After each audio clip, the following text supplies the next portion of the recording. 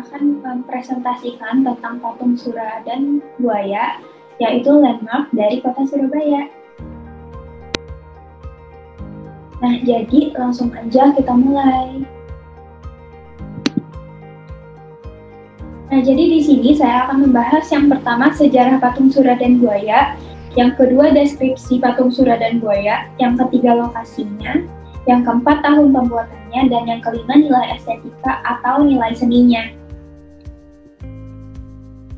Nah, yang pertama sejarah patung Sura dan Buaya, yaitu konon penamaan Surabaya ini terinspirasi dari kisah perkelahian hidup dan mati antara Saung Galing yang menguasai ilmu Sura atau ilmu ikan hiu dan Adipati Jayawrono yang menguasai ilmu buaya.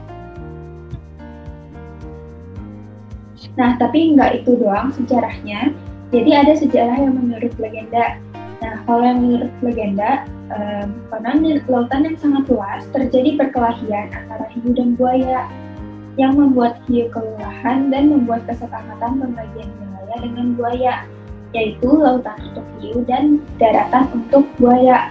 Namun karena ikan di lautan sudah habis, sehingga sang hiu tidak punya makanan.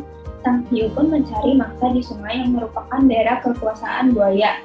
Buaya mengetahui hal itu, marah kepada hiu, dan akhirnya mereka berkelahi kembali. Hiu menggigit ekor buaya, dan buaya menggigit ekor hiu sampai hampir putus. Pertarungan pun berakhir ketika hiu kembali ke lautan dan buaya tetap di daratan untuk mempertahankan kekuasaannya.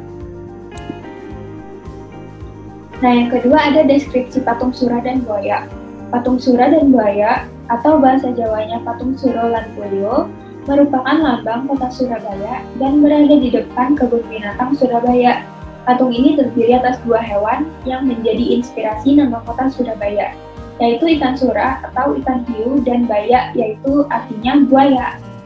Nah, yang foto sebelah kiri ini adalah foto patung Surabaya di pagi atau siang atau sore hari, dan kanan itu yang di malam hari.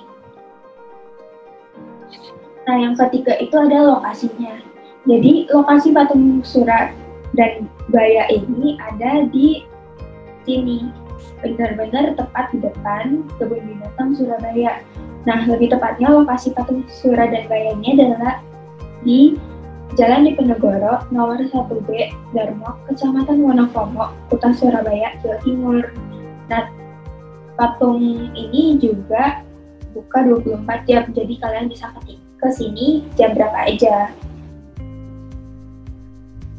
Nah, yang selanjutnya adalah tahun pembuatannya.